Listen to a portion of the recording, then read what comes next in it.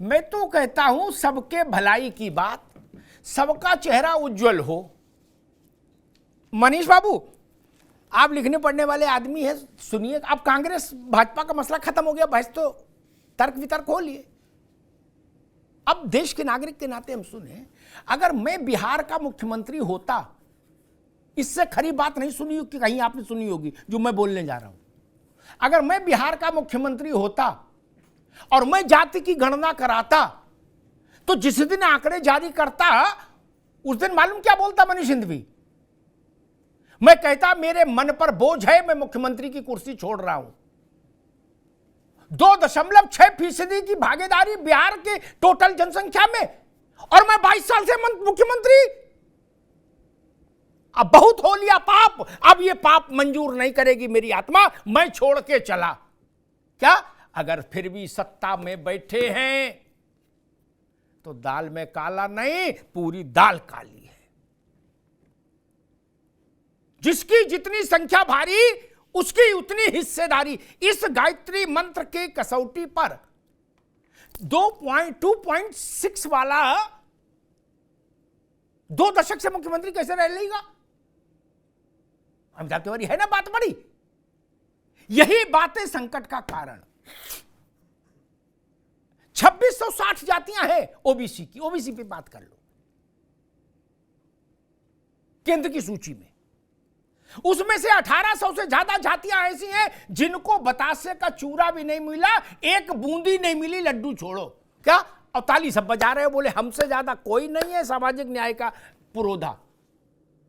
ये सामाजिक न्याय अपनी कुर्सी के लिए भी तो लागू करो भैया। मैंने तो बड़े मन की बात कही। मुझे बता दीजिए 17% मुस्लिम भागीदारी INDIA के किस राज्य की सरकार ने दी है अपने मंत्रिमंडल में?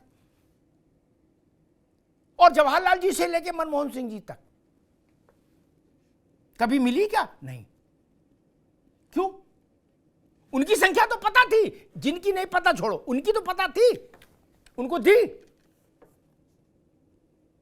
आदिवासियों का आंकड़ा हमेशा से रहा उपलब्ध, दलितों का रहा, मुस्लिमों का रहा, उनको दिया क्या उतना?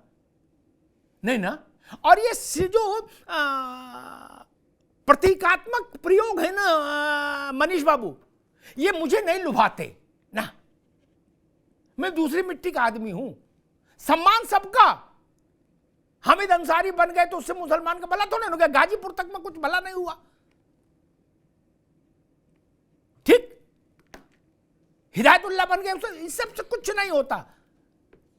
कोविंद जी बन गए तो पूरे देश में दलितों को लड्डू पेड़ा मिलने लगे, नहीं ना। ये सिंबॉलिक चीजें हैं, ठीक है, इनका एक मैसेज जाता है, लेकिन इनसे बहुत कुछ नहीं होना। बहुत कुछ होना है मुख्यमंत्री से, प्रधानमंत्री से। बोले जी हमने 4 गवर्नर बना दिए, वो गवर्नर क्या करेंगे? बोले BC भी बनाए, उनसे क्या होगा? आप 4-4 बार की सत्ता भी छोड़ने को तैयार नहीं।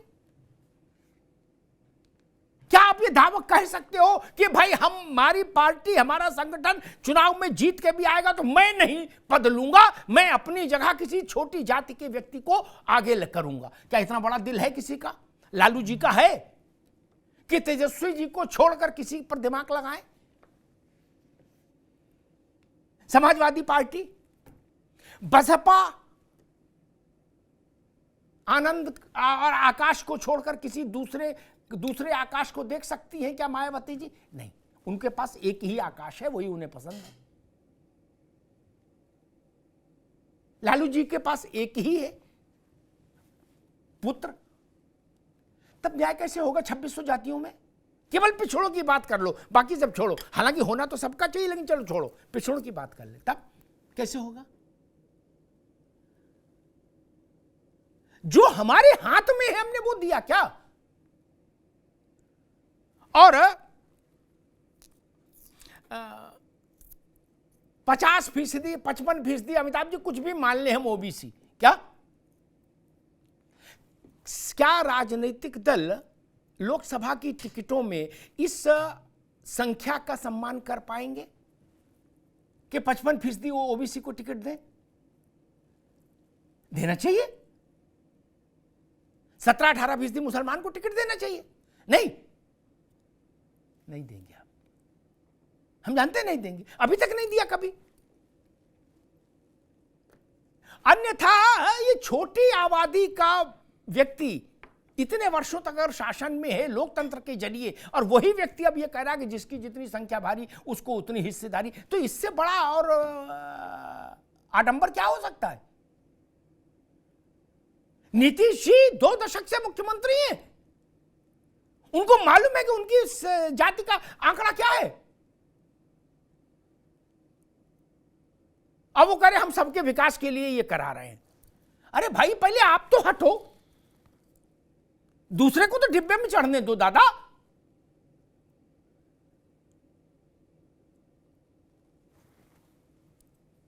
मानसिकता वहां पर संकट पैदा होता है। मैंने एक बार शायद कहा था,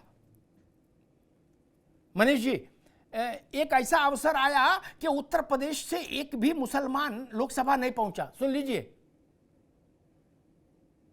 मुलायम सिंह यादव 2 जगह से जीते, दीपक बाबू, मैनपुरी और आजमगढ़। उनको एक सीट छोड़नी थी, वो चाहते तो उस सीट से मुसलमान को लड़ा के जितवा भेज सकते थे, नहीं, उन्होंने मैनपुरी छोड़ी, आजमगढ़ रिटेन की अमिताभ तिवारी, और मैनपुरी से उन्होंने तेज प्रताप को टिकट दी और जिता के लोकसभा पहुंचाया। मुसलमान को क्यों नहीं दी?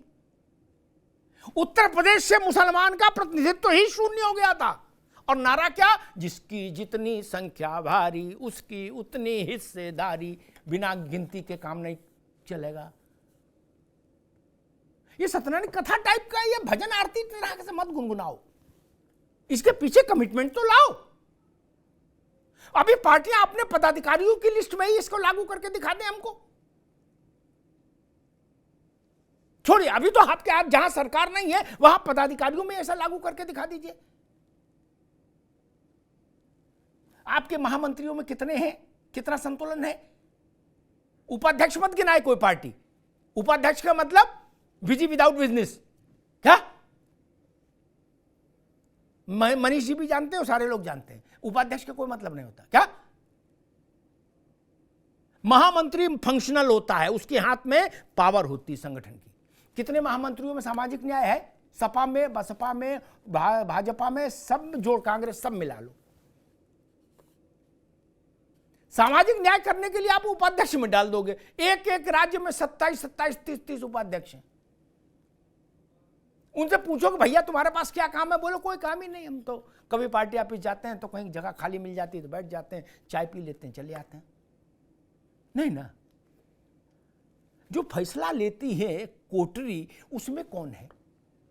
और कांग्रेस जैसी राष्ट्रीय पार्टी को सोचना चाहिए, एक समय में उसके पास मुस्लिमों का कितना बड़ा नेतृत्व था। आज कहां है? कोई नहीं ना। कहां गए सब? कोई तो कारण होगा, कहां गए? कोई नहीं दिख रहा ना नक्षत्र मंडल में। समाजवादी पार्टी देख लीजिए, कहां है शाहिद मंजूर, कहां है आजम खान, कहां है नाहिद, कहां है इरफान सोलंकी? दीपक जी, ये सवाल है ना। एक समय में MY था, मायावती जी का DM था, दलित मुस्लिम, आपका था मुस्लिम यादव। M कहां है? बड़ा सवाल है। न्याय हो तो होता दिखे भी, इसका ध्यान रखा जाए। धन्यवाद।